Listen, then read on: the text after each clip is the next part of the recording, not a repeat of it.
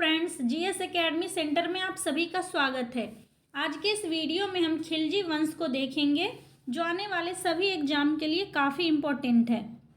इससे पहले हम गुलाम वंश से क्वेश्चन करवा चुके हैं, तो आप प्लेलिस्ट में जाके उसे भी ज़रूर देखिए। तो चलिए फ्रेंड्स शुरू करते हैं। खिलजी वंश जो 1290 से 1320 ईस्वी तक चला। याद रखेंगे फ्रेंड्स, खिलजी वंश 1290 से 1320 ईस्वी तक चला। इसके इम्पोर्टेंट पॉइंट देखते हैं। फर्स्ट पॉइंट है, गुलाम वंश के पश्चात वर्ष 1290 में खिलजी वंश की स्थापना किसके द्वारा की गई थी? तो आंसर होगा जलालुद्दीन फिरोज शाह खिलजी। याद रखेंगे फ्रेंड्स, गुलाम वंश के पश्चात 1290 में खिलजी वंश की स्थापना जलालुद्दीन फिरोज शाह खिलजी ने किया। नेक्स्ट पॉइंट है, रक्त और लौह की नीति को त्याग कर शासन के उदार नीति का अनुसरण करने वाला दिल्ली का प्रथम सुल्तान कौन था? तो आंसर होगा जलालुद्दीन फिरोज शाह खिलजी। याद रखेंगे, रक्त और लौह की नीति को त्याग कर उदार नीति का अनुसरण करने वाला प्रथम सुल्तान था जलालुद्दीन फिरोज शाह खिलजी। नेक्स्ट पॉइंट है, वर्ष 1296 में करा यानी मानिकपुर में जलालुद्दीन की हत्या किसने कर दी? तो आंसर होगा अलाउद्दीन खिलजी। याद रखेंगे कि करा मानिकपुर में जलालुद्दीन की हत्या किसने की? तो अलाउद्दीन खिलजी ने की। नेक्स्ट पॉइंट है, अलाउद्दीन खिलजी के बचपन का क्या नाम था? तो आंसर होगा अली गुशस्प। याद रखेंगे फ्रेंड्स कि अलाउद्दीन के बचपन का क्या नाम था? अली गुशस्प। नेक्स्ट पॉइंट है, जलालुद्दीन की हत्या के पश्चात अलाउद्दीन खिलजी ने अपना राज्याभिषेक कहाँ करवाया? तो आंसर होगा बलबन के राजमहल में। याद रखेंगे फ्रेंड्स कि जलालुद्दीन की हत्या के पश्चात अलाउद्दीन अपना राज्याभिषेक कहाँ करवाया? तो बलबन के लाल महल में। इंपॉर्टेंट है। नेक्स्ट पॉइंट है, राज्याभिषेक के पश्चात सिकंदर ए सानी या द्वितीय सिकंदर की उपाधि किसने धारण की? तो आंसर होगा अलाउद्दीन खिलजी। अलाउद्दीन खिलजी ने अपने आप को सिकंदर ए सानी या द्वितीय सिकंदर की उपाधि धारण की। नेक्स्ट पॉइंट है, सुल्तान बनने के पश्चात अलाउद्दीन के प्रथम आक्रमण किस शासक पर किया? यानी कि सुल्तान बनने के पश्चात अलाउद्दीन ने प्रथम आक्रमण किस शासक पर किया?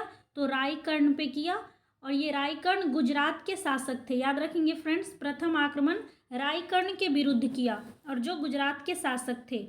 नेक्स्ट पॉइंट है, 1000 दिनार के नाम से किसे जाना जाता था? तो आंसर होगा मलिक कफूर को। 1000 दिनार के नाम से किसे जाना जाता था? तो आंसर होगा मलिक कफूर।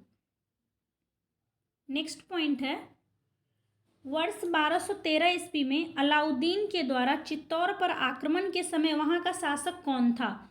तो आंसर होगा राणा रतन सिंह। याद रखेंगे फ्रेंड्स कि अलाउद्दीन के आक्रमण के समय चित्तौड़ का शासक कौन था? तो राणा रतन सिंह। और यह आक्रमण कब किया था? तो 1303 ईस्वी में किया था चित्तौड़ पे आक्रमण अलाउद्दीन ने। नेक्स्ट पॉइंट है, विंध्याचल पर्वत श्रेणी को पार कर दक्षिण भारत पर आक्रमण करने वाला दिल्ली सल्तनत का प्रथम सुल्तान कौन था? तो आंसर होगा अलाउद्दीन खिलजी। याद रखेंगे फ्रेंड्स कि विंध्याचल पर्वत श्रेणी को पार कर दक्षिण भारत पर आक्रमण करने वाला पहला सुल्तान था अलाउद्दीन खिलजी। नेक्स्ट पॉइंट है, अलाउद्दीन के दक्षिण अभियानों का सेनापति कौन था? तो आंसर होगा मलिक कफूर। इंपॉर्टेंट है फ्रेंड्स, याद रखेंगे कि दक्षिण अभियानों का सेनापति कौन था? तो मलिक कफूर। नेक्स्ट पॉइंट है, मलिक कफूर को विश्व प्रसिद्ध कोहिनूर हीरा किसने भेंट किया था? तो आंसर होगा प्रताप रुद्र देव द्वितीय ने। याद रखेंगे फ्रेंड्स कि मलिक कफूर को कोहिनूर हीरा किसने भेंट किया था? तो प्रताप रुद्र देव द्वितीय ने। नेक्स्ट पॉइंट है, मलिक कफूर द्वारा सर्वप्रथम किस दक्षिण भारतीय राज्य पर आक्रमण किया गया? तो आंसर होगा देवगिरी पे किया गया। और कितने ईस्वी में किया गया? 1307 ईस्वी में। याद रखेंगे फ्रेंड्स, और उस समय देवगिरी के शासक कौन थे? रामचंद्र देव। याद रखेंगे फ्रेंड्स। नेक्स्ट पॉइंट है, दिल्ली सल्तनत का वह कौन सुल्तान था जिसने नगद वेतन के साथ अस्थायी सेना का संगठन किया? तो आंसर होगा अलाउद्दीन खिलजी। जिसने नगद वेतन के साथ अस्थाई सेना का संगठन किया? तो आंसर होगा अलाउद्दीन खिलजी। इंपॉर्टेंट है फ्रेंड्स, याद रखेंगे। नेक्स्ट पॉइंट है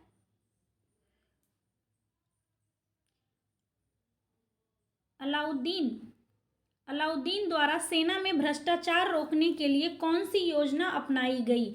तो आंसर होगा घोरों को दागने की प्रथा तथा हुलिया प्रथा। याद रखेंगे कि घोरों को दागने की प्रथा तथा हुलिया प्रथा किसने अपनाई? तो अलाउद्दीन खिलजी ने अपनाई। नेक्स्ट पॉइंट है चराई कर या गृह कर, जिसे हम घड़ी चढ़ी कर कहते थे, उसे लगाने वाला प्रथम सुल्तान कौन था? तो इसका भी आंसर अलाउद्दीन खिलजी ही होगा। याद रखेंगे। नेक्स्ट पॉइंट है सर्वाधिक मंगोल आक्रमण किसके शासन काल में हुआ? तो सर्वाधिक मंगोल आक्रमण हुआ अलाउद्दीन खिलजी के समय में। याद रखेंगे फ्रेंड्स। नेक्स्ट पॉइंट है दिल्ली सल्तनत का वह प्रथम सुल्तान कौन था जिसने स्वयं को खलीफा घोषित किया? तो आंसर होगा मुबारक शाह खिलजी। याद रखेंगे फ्रेंड्स, काफ़ी इंपॉर्टेंट है कि स्वयं को खलीफा किसने घोषित किया? तो मुबारक शाह खिलजी ने किया। नेक्स्ट पॉइंट है घोड़े के नाल की आकृति की मेहराब का प्रयोग सर्वप्रथम कहाँ पर किया गया? तो आंसर होगा अलाई दरवाजा में। और ये अलाई दरवाजा कहाँ है? दिल्ली में है। याद रखेंगे फ्रेंड्स। तो यहाँ पे घोड़े के नाल के आकार की मेहराब का प्रयोग किया गया है। और तो कहाँ पे किया गया? अलाई दरवाजा में, जो दिल्ली में है।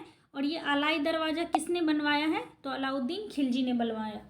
नेक्स्ट पॉइंट है बाजार नियंत्रण की नीति किसने अपनाई? तो आंसर होगा अलाउद्दीन खिलजी। याद रखेंगे बाजार नियंत्रण की नीति किसने अपनाई?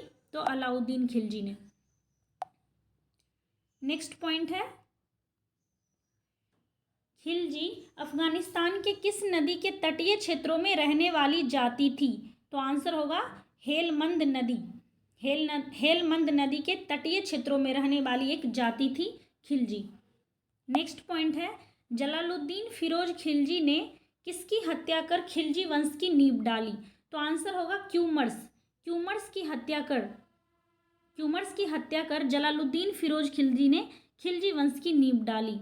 नेक्स्ट पॉइंट है जलालुद्दीन खिलजी ने अपनी राजधानी किसे बनाई? तो आंसर होगा किलो खड़ी को, जो दिल्ली के पास है। जलालुद्दीन खिलजी ने अपनी राजधानी किलो खड़ी को बनाई। नेक्स्ट पॉइंट है सिक्कों पर तारीख लिखने की प्रथा किसने चलाई? तो आंसर होगा अलाउद्दीन खिलजी। याद रखेंगे कि सिक्कों पर तारीख लिखने की प्रथा किसने चलाई? कौन से सुल्तान ने चलाया? तो अलाउद्दीन खिलजी ने चलाया। नेक्स्ट पॉइंट है किरान उस सादेन की रचना किसने की? तो आंसर होगा अमीर खुसरो ने की। किरान उस सादेन की रचना किसने की? तो अमीर खुसरो ने की। नेक्स्ट पॉइंट है आर्थिक मामलों से संबंधित विभाग दीवान ए रियासत की स्थापना किसने की? तो आंसर होगा अलाउद्दीन खिलजी ने की। याद रखेंगे कि आर्थिक मामले से संबंधित जो विभाग था जिसका नाम था दीवान ए रियासत, इसकी स्थापना किसने की? अलाउद्दीन खिलजी ने की। नेक्स्ट पॉइंट है सर्वप्रथम डाक प्रथा की शुरुआत सल्तनत काल में किसने की? तो आंसर होगा अलाउद्दीन खिलजी। इसे भी याद रखेंगे कि सबसे पहले डाक प्रथा की शुरुआत किसने की? तो अलाउद्दीन खिलजी ने की। नेक्स्ट पॉइंट है किसने अलाउद्दीन को विश्व का सुल्तान, पृथ्वी के शासकों का सुल्तान, युग का विजेता, जनता का चरवाहा जैसी उपाधियां दी? तो आंसर होगा अमीर खुसरो। याद रखेंगे फ्रेंड्स कि अमीर खुसरो ने अलाउद्दीन को किन किन उपाधियों से सम्मानित किया? तो विश्व का सुल्तान, पृथ्वी के शासकों का सुल्तान, युग का विजेता और जनता का चरवाहा। ये सब उपाधि अमीर खुसरो ने अलाउद्दीन खिलजी को दिया। नेक्स्ट पॉइंट है अलाउद्दीन का पहला अभियान गुजरात पर बघेल शासक राय कर्णदेव पर कब किया था? यानी अलाउद्दीन ने गुजरात पर पहला आक्रमण कब किया था? तो याद रखेंगे डेट है 1298 में किया, जब वहाँ के शासक राय कर्णदेव थे, तब अलाउद्दीन ने वहाँ पे आक्रमण किया। नेक्स्ट पॉइंट है अलाउद्दीन खिलजी का विजय अभियान फ्रेंड्स याद रखेंगे, उत्तर भारत में विजित राज्य और दक्षिण भारत में विजित राज्य को देखेंगे। तो उत्तर भारत में कौन कौन से राज्य पे विजय प्राप्त किया? तो गुजरात, रणथंभौर, चित्तौड़, मालवा, धार, चंदेरी, सिवाना और जालौर, ये उत्तर भारत में इतने राज्यों पे विजय प्राप्त किए अलाउद्दीन खिलजी ने। और दक्षिण भारत पे देवगिरी, जो 1307 में यहाँ पे विजय मिला इनको, वारंगल, द्वार समुद्र और पांड। फिर से देखेंगे फ्रेंड्स, दक्षिण भारत पे देवगिरी जो 1307 में, वारंगल 1309, द्वार समुद्र 1310 और पांड 1311 ईस्वी में मलिक कफूर की सहायता से दक्षिण भारत पे विजय प्राप्त की। नेक्स्ट पॉइंट है, किस शासक ने स्वयं को खलीफा घोषित किया? इससे पहले फ्रेंड्स देखे थे, स्वयं को खलीफा घोषित किया मुबारक शाह ने। नेक्स्ट पॉइंट है, कौन शासक ने पैगंबर का सेनापति की उपाधि धारण की? तो खुसरो शाह ने। याद रखेंगे फ्रेंड्स, पैगंबर का सेनापति, ये किसको बोलते थे पैगंबर का सेनापति? तो खुसरो शाह को बोलते थे पैगंबर का सेनापति। नेक्स्ट पॉइंट है, खुसरो शाह की हत्या किसने कर दी? तो याद रखेंगे फ्रेंड्स, खुसरो शाह की हत्या गाजी मलिक ने कर दी, जिसका नाम दूसरा नाम ग्यासुद्दीन तुगलक भी था। गाजी मलिक का दूसरा नाम ग्यासुद्दीन तुगलक था। इसने खुसरो शाह की हत्या कर दी। नेक्स्ट पॉइंट है, न्याय का उच्चतम न्यायाधीश कौन कहलाता था? तो आंसर होगा सुल्तान। न्याय का उच्चतम न्यायाधीश कौन कहलाता था? सुल्तान कहलाता था।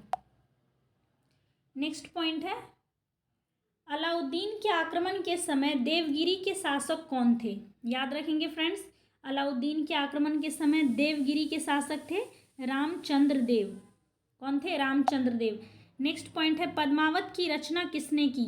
तो आंसर होगा मोहम्मद जायसी। पद्मावत की रचना किसने की? मोहम्मद जायसी। काफ़ी बार क्वेश्चन पूछा गया है फ्रेंड्स, मोहम्मद जायसी।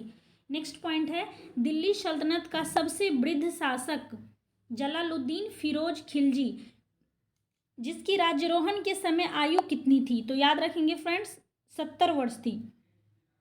मतलब सल्तनत काल का सबसे वृद्ध शासक जलालुद्दीन फिरोज शाह खिलजी, जब वो राज्यारोहण के समय उनका आयु 70 वर्ष था। याद रखेंगे फ्रेंड्स।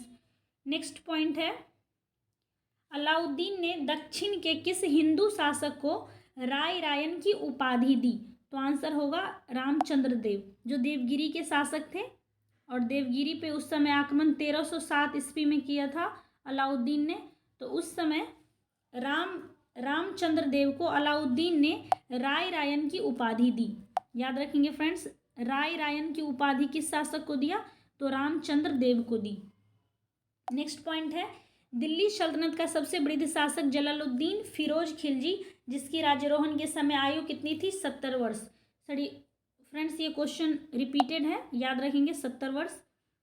नेक्स्ट पॉइंट है, अमीर खुसरो ने जलालुद्दीन खिलजी के सैनिक अभियानों का वर्णन अपनी किस रचना में किया है? तो याद रखेंगे मिफ्ता उल फतूह। कौन से? मिफ्ता उल फतूह में सैनिक अभियानों का वर्णन किया है अमीर खुसरो ने। तो फ्रेंड्स, ये वीडियो यहीं पे समाप्त होता है। कैसा लगा ये वीडियो कमेंट करके बताइए। Thank you for watching.